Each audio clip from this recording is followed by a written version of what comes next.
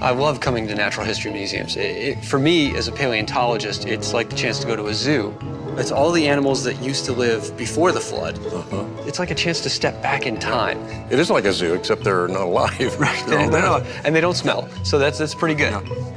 And the Natural History Museum isn't just about telling us what was there. It's also trying to give us a storyline, right? And we've got two possibilities. We've got these two paradigms between a naturalistic view and a biblical view. And all the natural history museums in the country, most of them around the world, all give you just one of those views, only giving you the naturalistic, old Earth view of the world. But these same data, this dinosaur, is able to be understood in an alternate paradigm. So when I'm thinking about these types of creatures, I'm thinking about a world that's right before the flood. I mean, this is a real picture of a violent world. Yeah. That's why God said, behold, the end of all flesh. It wasn't just mankind. Man and all of the animals over which we rule are judged at the time of the flood. Well, Marcus, can you kind of give us an overall picture of the fossils and how all this stuff fits together? Yeah, fossils tend to be found in distinct layers where there are very, very large numbers that have been destroyed, untold billions. And so every time we see a layer of rock that's this thick, we're thinking about an event that probably took minutes to make, not thousands of years, minutes for just this one package of rock, sometimes even seconds, where these pulses of water from the flood are moving over the continents, grabbing ecosystems or dragging marine ones up from deeper in the ocean and pulling them onto land. And as one gets deposited and the waves come back, they start pulling and piling additional stuff on top of that. And it's a graveyard on top of a graveyard on top of a graveyard. It's the sort of thing that speaks to catastrophe, not the sort of thing where the fossil record is gradually accumulating bone by bone, shell by shell, little by little, over untold eons of time. So you're saying that we have these marine fossils all over, even on mountains? Yeah. You know, further back over in the museum, they've got sections with things like mosasaurs, these big swimming reptiles. Mosasaurs are globally distributed, and they're distributed on continents. So looking at these things, you're saying, what is it that has the power? What is it that has the capacity to take the marine world and throw it on top of the continents in such a violent and destructive manner? And the flood makes perfect sense for this. So I think I see what you're saying here, and that is that the paradigm that we're all taught, that conventional paradigm, is trying to tell us that the fossil record is an evolutionary picture of life as it is developing, as opposed to the Genesis paradigm that's saying, no, all of that life, all the complexity of life already was there, and now we're looking at the graveyard of all that life. Exactly. Well, what are some of the other data that you're seeing that convinces you of this paradigm? Sure. Well, one very curious situation with the fossil record, so thinking vertically about things, is not the hard parts of the animal, but the trackways. They're the footprints. This is a pattern that we see in several different groups where their footprints are first and their body parts are later. For the trilobites, for the amphibians, for the dinosaurs, the first time I find evidence of them in the fossil record, it's from trackways, not hard parts. From an old Earth perspective, that's really weird and hard to grapple with because you have millions of years between the trackway production and ultimately the animal that made it. But that obviously doesn't make a whole lot of sense, right? Because if there's trackways, there's animals, and those animals have bones and teeth and shells to them. Why aren't they fossilized? Instead, the pattern is telling us something different. There's no time between when somebody leaves a track and when somebody gets buried. But the fact that those trackways are still there, that should tell us something as well, shouldn't it? One, it tells us that the deposition or the placement of the next layer on top of them had to happen very, very quickly. Because, again, you go out onto a beach and you walk in the sand, your trackways are destroyed very, very quickly. But the fossil record is showing us something very different from today. This is death in a moment, right? This is death in an instant. And we're talking about a world that was complex, whole, integrated, and the flood is destroying that world sequentially and burying it in a vertical fashion. And so I think looking at the fossil record as a record of life is partly correct, but it's not about life's development. It's about life's attempt to survive an event that ultimately consumed all of them. Well, that would make sense then, because when God was talking about destroying the earth with the flood, it wasn't just the destruction of human life, it was the destruction of all life. And so now the world we live in is, as you said, radically different than what that was before. Yeah, when we look at the T-Rex, when we look at the mosasaurs, when we look at all these animals as ferocious carnivores, and they really are, I mean, they're terrifying, but that's not what they were initially created to be. And so these sharp teeth, these devastating claws, and the behaviors that go along with them all seem to be part of the curse. And part of that is genetic, part of it might also be just some modifications, but these organisms, by the time we see them, and this is important for us to remember when we come to a natural history museum, is you're not seeing the world at Creation Week. Right. You're seeing the world as it existed at the flood. And that world was one that was filled with violence and was a pretty terrible place to be.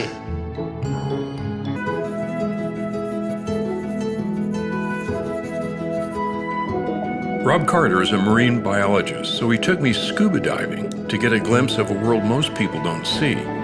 His specialty was coral, and he knew a lot about the incredible creatures that inhabit the reefs around St. Thomas. Oh man, we got the sharks here. I mean, just look how they move, and it's almost like effortlessly glide along. I wish I could swim like that. Engineers wish we could make boats like that. Yeah. Submarines that could move as efficiently as a shark, we can't quite do it. So, from your perspective as a marine biologist, and I know that you've studied the whole area of genetics a lot. Yes. When people talk about evolution, what is it? How do you define evolution? The word means change over time. But I believe in change over time, but I'm not an evolutionist. So how does one figure this out? Really, evolution is a belief that enough change over time, over enough time, can lead to the common ancestry of all species on Earth. All right. So that's the part I reject. Of course species change. I mean, look at these sharks here. We have several different species of sharks. When God created, He put into those organisms the ability to change, to adapt, to respond dynamically to the environment. But they're still sharks. And when we look at the fossil record, they're still sharks. You know, people have heard the phrase the missing link. Right. And they usually think of between man and monkeys. No, there's missing links between almost every major group of animal and almost every other major group of animal and plant, even bacteria, throughout the entire fossil record, which indicates very strongly that these are actually different creations. So we don't get one kind becoming another kind? No. Evolutionary theory requires that small, random changes can explain everything we see. But it can't. And why can't it? Because life is so complex that small changes can't explain it. Just like you can't take a computer operating system and look at it and say, oh yeah, this is built up one digit at a time over any length of time. No, it took an intelligent person to sit down and put it together. Well, I can guarantee you, as one who was in that world, that if anyone in the area of computer science were to say, if we just randomly change some things in this operating system, it'll get better. I mean, no one would agree with that. No, we're not going to get the shark to evolve into a bird. That the number of changes and the types of changes are not something that you can do one change at a time. This is a sea urchin. It looks spiny. It's pointy. You got to be careful. Am I going to get stuck if I touch it? No. He's pointy, but... Oh my goodness, they're moving. Yes, they're moving. And in between the spines are little tube feet, especially on the bottom. Oh, look at that movement. So he walks with his spines, but he's little tube feet in here, and that's what he uses to grab onto things. But looking carefully, there's 1, 2, 3, 4, 5, 6, 7. There are actually 10 radial parts to this animal. Actually, the starfish is his cousin. Are you serious? You can't be serious. Absolutely. The starfish here is also an echinoderm, but notice he has 5-fold symmetry instead of 10. Yeah. This starfish does. On the bottom, look. We see the spines, we see the tube feet. His mouth is in the center there. So there is some similarity here, even though externally it looks a lot different. A lot different. Actually, you want to see something that looks a lot different? Sure. Which is a cousin to the starfish and the sea urchin? All right. It almost looks like a rock. Yes. I got to be careful. He's squirting on me. This is a sea cucumber. Oh, big. He has spines. He has tube feet. Oh, my goodness. You would never know it until you studied really hard that this also is an echinoderm. He's not very happy being out of the water, so let me put him back in. Yeah, so these are all related, even though they look very, very different. Related in their creation. Not in an evolutionary sense, but our Creator took this phylum of life, the echinoderms, and created this and this and this on a similar pattern. And that's what we see across the entire realm of life, similarities and differences. So what makes them different? Well, genetically, they share most of their genes in common, but there are developmental genes, they're called Hox genes, that set up these patterns in the animal as it develops. They develop from a single cell. In one of them, they set up a 5-fold symmetry. Another, they set up a 10-fold symmetry. Another one, they make this long, skinny animal. They control the development of the embryo in these amazing ways. So what you're saying, when we look at this from a molecular or genetic perspective, what we're finding is really a fascinating design in all of that. Absolutely. But what we've heard in the conventional paradigm, the conventional story tells us that it's those random changes that has brought about all of this. Sure. Back in the 1800s, when life was simple, when they didn't know what was happening inside the cell, they didn't know how complex genetics was, you could imagine all sorts of things. But now that we know what actually happens behind the scenes, the story gets a lot more complicated. You see, I like to say the genome is 4-dimensional. Well, we have a 1-dimensional string called DNA. And if you want to draw that out, you'd have to write all the letters of DNA out on all 3 billion of them. And then you have to draw lines or arrows from one part to another part, because this part turns this part off, this part interferes with this part enhances this. It's this huge 2-dimensional interaction network. And that's why you have a 2-dimensional genome. I mean, let me stop here for a second, because this is really amazing to think about this, because I think in terms of a computer program that it's fairly static. I mean, the instructions are there, but you're talking about a program that is reprogramming itself. It's modifying its own instructions. Oh, wait till I get to the 4th dimension. Oh, okay. Because of the 3rd dimension first. The information in that 1st dimension, that linear string, has to be organized in such a way that when it falls into the 3rd dimension, it still works. Oh, that's amazing. Genes that are used together are next to each other in 3D space. Are you saying that once this thing gets folded up, it's almost like we have a new set of instructions? Yes, a new level of information.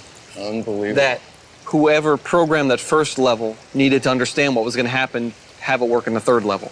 But you said there's another dimension even. Oh yeah, the 4th dimension is time. And how does that work? The genome changes shape over time. Maybe you eat something that's bad for you, and your liver says, I can get rid of that toxin. Now, the chromosomes in the liver will change shape, expose that new protein gene, make copies of it, build a brand new protein that can kill off that toxin, and when it's not needed anymore, they'll change shape again and fold back. Oh my goodness. Dynamic programming. All 3 levels change in the 4th level, time.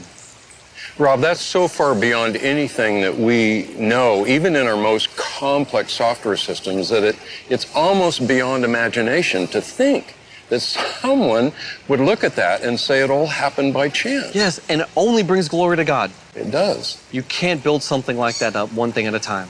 You need it to function.